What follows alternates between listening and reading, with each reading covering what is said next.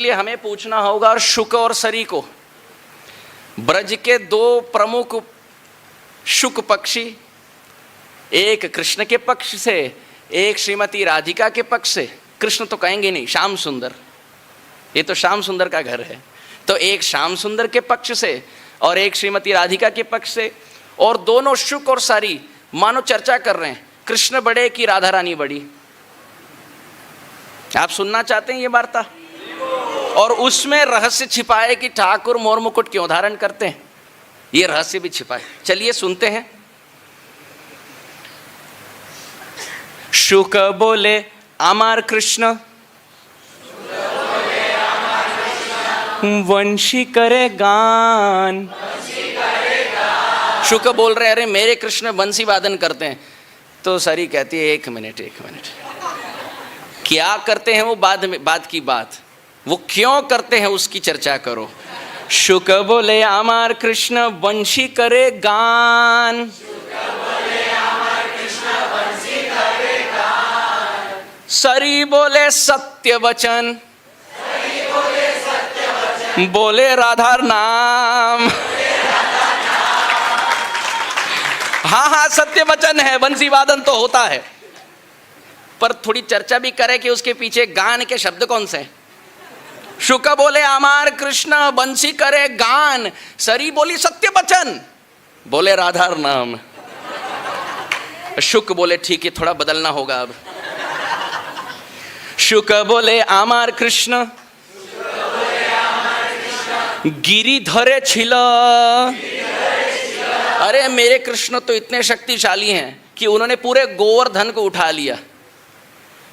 सरी बोली आमार राधा,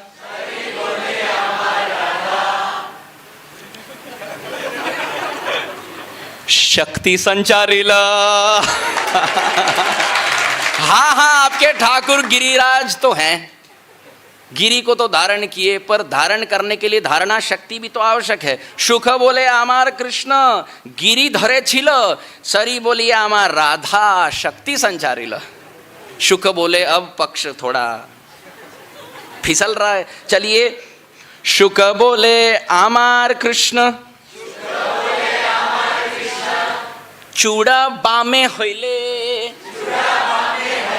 ये तो गलती हो गई ना, सामने से कह रहे हैं मेरे कृष्ण जो मोर मुकुट धारण करते हैं ना, बाएं दिशा की ओर झुकता है।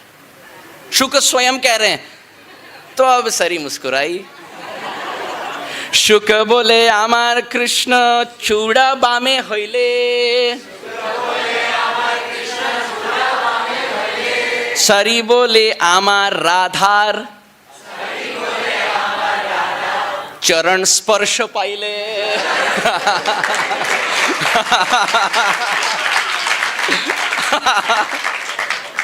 हाँ बाएं दिशा, यहाँ भी तो झुक सकते थे, यहाँ क्यों झुके? हाँ क्योंकि बड़े बड़े लोगों का कहना है कि राधा चरण में ही सब कुछ प्राप्त है। तो यदि आपका मोर मुकुट झुक रहा है ठाकुर, आपको भी झुकना चाहिए, मानो ये उद्देश्य। तो फिर शुक बोले अब तो मुझे यशोदा रानी को लाना होगा अपने पक्ष को भारी करने के लिए। शुक बोले आमार कृष्ण यशोदा जीवन, मेरे कृष्ण यशोदा के जीवन है। सारी बोली आमार राधा जीवनेर जीवन।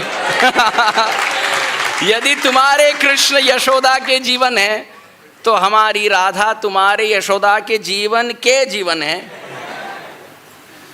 शुक बोले आमार कृष्ण जगत चिंतामणि, सरी बोली आमार राधा प्रेम प्रदायिनी। आपके कृष्ण हैं जगत के चिंतामणि, पर चिंतामणि रख के करोगे क्या? करोगे क्या? कितने भी धन क्यों ना हो, धनानि भूमौ पशवश्च गोष्ठे, नारी गृह द्वार जन श्मशाने, देह चितायाम नरलोक मार्गई, कर्माणुगो गच्छति जीव एक। करोड़ों अरबों खरबों डॉलर बना लो, जब प्राण प्रयाण समये खाली करने का समय जब आया जीवनांत में, सब कुछ यहीं छूटेगा। तो चिंतामणि बनकर करोगे क्या? शुक बोले आमार कृष्ण जगत चिंतामणि, सरी बोली आमार राधा प्रेम प्रदायिनी, राधा रानी की। तो शुक बोले नहीं नहीं, एक मिनट, केवल चिंतामणि नहीं है हमारे ठाकुर जी। शुक बोले आमार कृष्ण जगतेरो गुरु,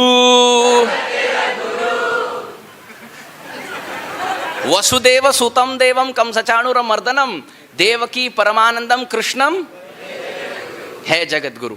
इसमें तो कोई दो राय नहीं, जगत गुरु तो है ही, गीता तो दिए हैं।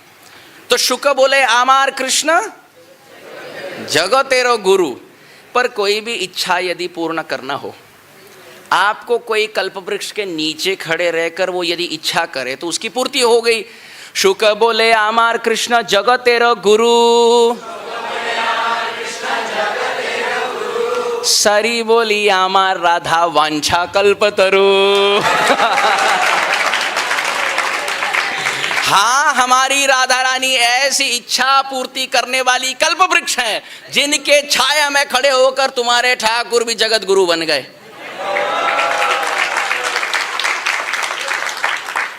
ये दैनिक चर्चा है शुक और सरी के बीच। फिर शुक बोले आमार कृष्ण, अब बात आई मोर पंख क्यों धारण करते। शुक बोले आमार कृष्ण माथाए मयूर पेख,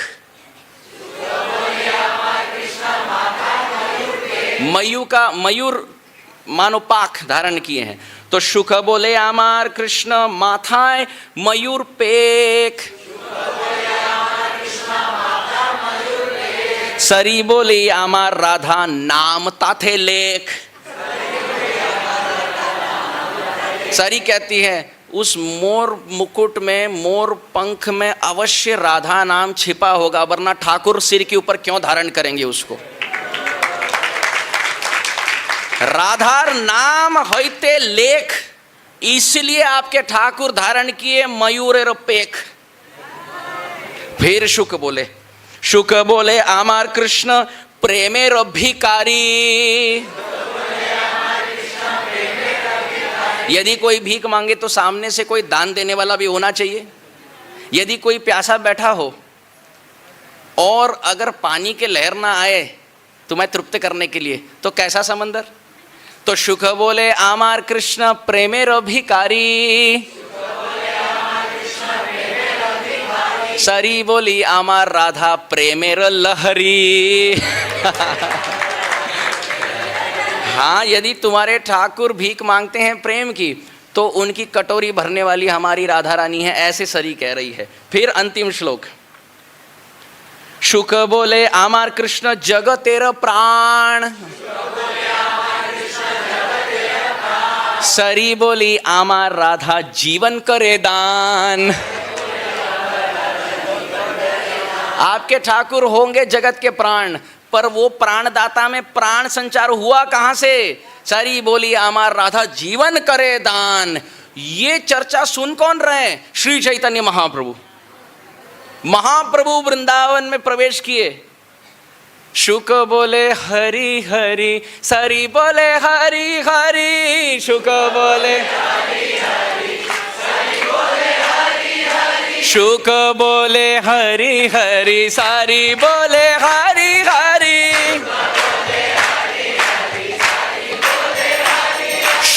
शुक और सरी दोनों कह रहे हैं अरे हम पक्ष ले रहे हैं राधा रानी का, हम पक्ष ले रहे हैं कृष्ण का, पर राधा और कृष्ण दोनों मिलकर एक तनु में नीचे बैठकर देखो आस्वादन कर रहे हैं। तो फिर अंतिम श्लोक में शुक और सरी ने मानो एक समन्वय किया और कहे ठीक है, आपका और मेरा पक्ष एक ही है। शुक सारी दुई जनार, द्वंद्व गुच्छे गेलो। उन्होंने तर्क वितर्क बंद किया और किया क्या? श्री गौरांग प्रीतिर एक बार, हरि हरि बोलो। महाप्रभु के प्रीति के लिए उन्होंने कहा हम काहे के राधा राधा कृष्ण कृष्ण करें? यहाँ तो गोविंद के गो और राधिका के रा एक अंग में गौरांगा के रूप में विराजमान।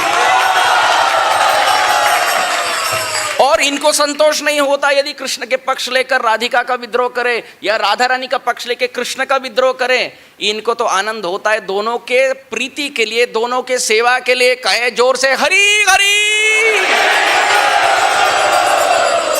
तो इस भाव में श्री चैतन्य महाप्रभु इस ग्रंथ में को नंद कुल चंद्रमा, ये नंद महाराज की कुल के चंद्रमा कृष्ण कहाँ हैं? को शिखी चंद्र का अलंकृति, मोर मुकुट धारण करने वाले कृष्ण कहाँ हैं? को मंद्र मुरली रव, वेणु माधुरी से पूरे जगत को आप्लावित करने वाले कृष्ण कहाँ हैं?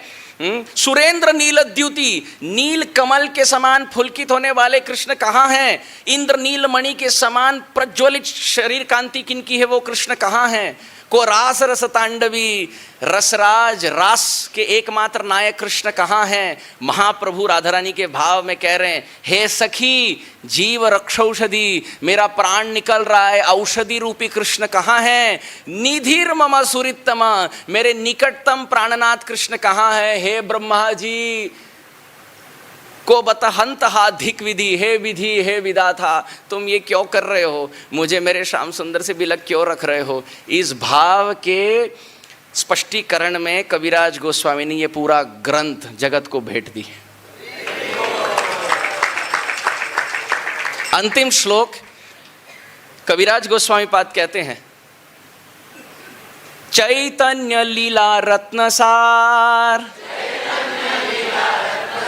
स्वरूपेर भंडार तेह ठैला रघुनाथेर कंठे। कविराज गोस्वामी पाद कहते हैं, स्वरूप दामोदर गोस्वामी ने महाप्रभु की लीलाओं को निकट से देखा और अपने ग्रंथ में लिखा, और इस रत्न चैतन्य लीला के रत्नों को रखा रघुनाथ के कंठ पर। और वो रघुनाथ दास गोस्वामी राधा कुंड आए और उन्होंने 3-3 घंटे गौर कथा की। कविराज गोस्वामी पाद कहते हैं, उनकी कथा में सुनकर जहाँ किछु जे सुनिलो, उनसे जो सुना मैं कुछ, तहाँ इह विस्तारिलो, जगत कइलो भेंट। इसको पूरे जगत को मैंने भेंट स्वरूप में दिया भक्तों के आस्वादन के लिए। मेरा इसमें कुछ निज योगदान नहीं। कविराज गोस्वामी लिखते हैं, जो रघुनाथ दास गोस्वामी के कंठ में स्वरूप दामोदर गोस्वामी ने रखा, उस अमूल्य रत्न को रघुनाथ दास गोस्वामी बांटे और उन्हीं के कथा का कोई अंश मैंने इस ग्रंथ में लिखा। हे भक्तगण, इस चैतन्य चरितामृत का क्या करे? श्रूयताम श्रूयताम नित्यम, गीयताम गीयताम मुदा, चिंत्यताम चिंत्यताम भक्ता, चैतन्य चरितामृतम। कविराज गोस्वामी पाद कहते हैं, इसको रोज सुनिए, इसको जोर से गाइए और भक्तों के समाज में बैठकर इन श्लोकों का, इन लीलाओं का आस्वादन कीजिए। इस ग्रंथ को श्रील प्रभुपाद जी ने पूरे जगत में दिया। और इतनी सुंदर बात है कि भागवत के भाषांतर को बीच में रोककर चैतन्य चरितामृत को दिया। प्रभुपाद जी का भाव ये था, भागवत पर तो कितने टीकाकार हैं, अन्य संप्रदाय के लोगों ने भी टीका लिखी। यदि प्रभुपाद जी को ये भय था, और ये चैतन्य चरितामृत में स्वयं प्रभुपाद जी लिखते हैं, कविराज गोस्वामी जैसे वृद्धावस्था में स्थित थे, उन्हीं के पद चिन्हों का अनुगमन करते हुए मैं भी वृद्धावस्था में स्थित हूँ। उनको भय था कहीं चैतन्य चरितामृत पूर्ण ना हो तो, मुझे भी भय है कहीं मेरी कृति, मेरे ग्रंथ पूर्ण ना हो तो। इसलिए भागवत को रोक कर, क्योंकि कई टीकाएं हैं, अपने गौड़ीय सिद्धांत के शिरोमणि ग्रंथराज चैतन्य चरितामृत को मैं जगत को प्रस्तुत कर रहा हूँ। प्रभुपाद जी लिखे इसलिए